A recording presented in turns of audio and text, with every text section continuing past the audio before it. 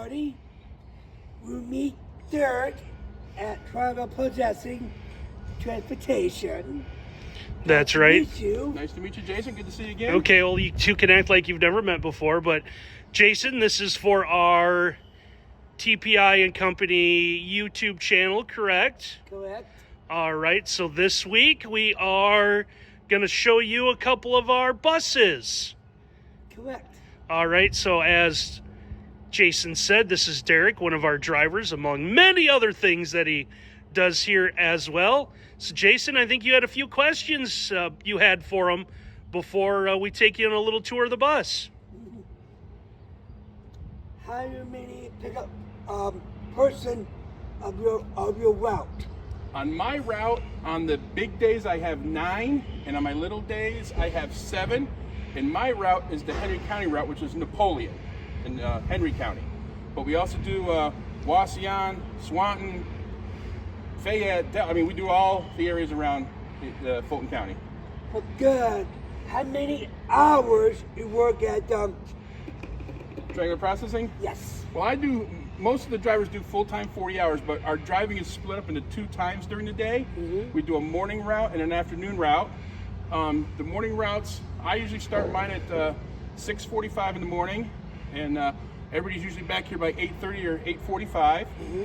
And then we have other jobs that we do during the day, and then at night we line up here at 1:30 to get ready to go, because at 2 o'clock all the buses loaded up with everybody, including you and Jacob, and then we drive out and take everybody home. And we can kind of show everyone that a couple of the buses still kind of lined up. So, like Derek said, everyone kind of gets lined up here and gets ready. Now, we are doing this after everyone got dropped off in the morning, so the buses also kind of come and go. We do have our community workers, too, so everyone kind of comes and goes through the day as well. So there's a lot of activity with the buses. All right, Jason, do you think we should maybe see what's going on inside?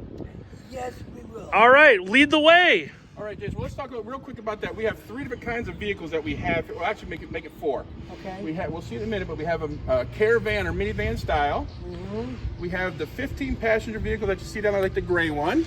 See, we can zoom in and show everyone here. We don't want to walk all the way out there, but we do have the typical buses. Like Derek said, we do have some smaller 12 and 15 passengers.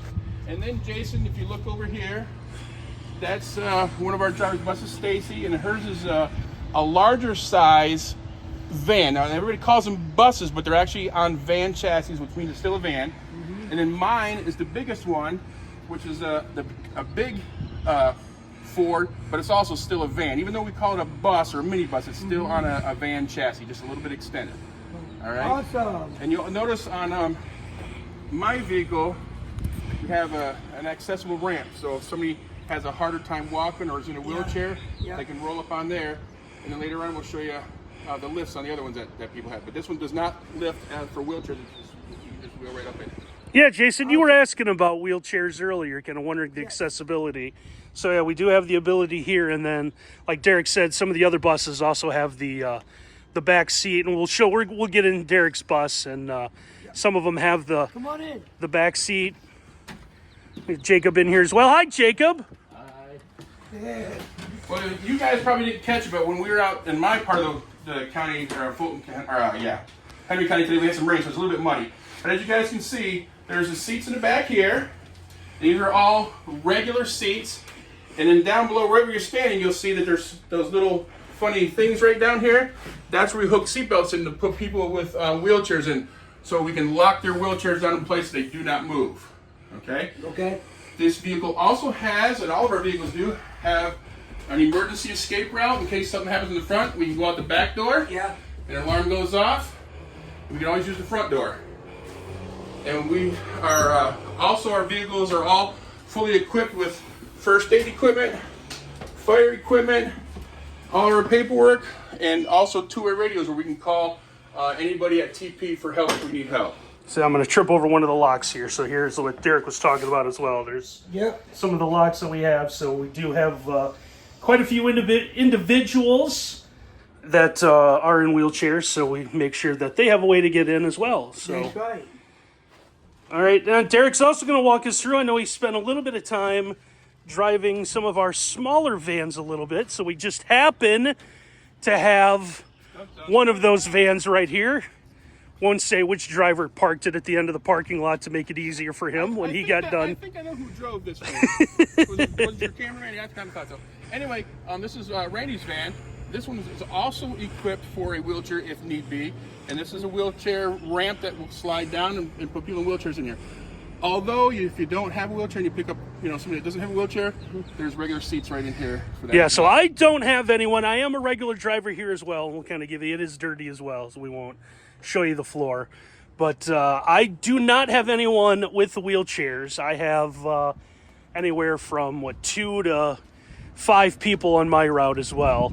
So you see just the regular, and Derek said. And then it also has some accessibility. You can just open and close. It also has doors on both sides, so you don't have to just come in the one side. But and the ramp's manual, so you got to lift it up and lift it down, which is why we're not going to show you that. That's the bad thing for Mr. Randy is his ramp is all by hand. Mine's at least a power button. And also the other vans, the medium-sized vans, which are now pulled out, they have the lifts that lift the whole chair up, and those are powered too. The only catch to that is with the lifts going up, you have to have the van running so the battery doesn't die. So our 2 guys are competing among the others in the spring games. So while we have a minute, fellas, why don't you guys talk about what you guys are going to do in the spring games coming up on Sunday? Well, for my team and volleyball team, we go over to the spring game at Findlay, Ohio. Yep. We're gonna do go up there to qualified, go to the state this year. Yep, it is a tournament. We should let everyone know. I know we do have 2 teams, right? We have the you have to give me the official names. Team A and Team B. Oh, okay. Well, that's easy to remember. But it's unified or not unified, or the modified. Modified. So they do. Yeah, it is most of the same rules that you see in volleyball. It's a little bit different. Jacob is our track and field guy. So Jacob, tell us a little bit about what you're looking forward to in track and field this weekend. I'll be doing the 100-meter and the javelin this weekend. Nice. So a little bit of running, a little bit of throwing, and Jacob, I believe you told me that everyone is allowed to do 1 running and 1 throwing event. Does that sound about right? That's what you try to get most of them to do. So, and it's the same thing again. You got to qualify through the spring games to go to the summer games. In case you haven't noticed, Jason's wearing a very, very bright t-shirt that is really battling the sun for the brightest thing in the sky, and that is our summer game shirt. Is that from 2022? Yeah. All of our Jaguars, we are the Fulton County Jaguars, in case you guys couldn't figure it out by the t-shirts. So all of our Jaguars do wear the aviator shades like that. That's required. Correct. So, all right, fellas, anything else?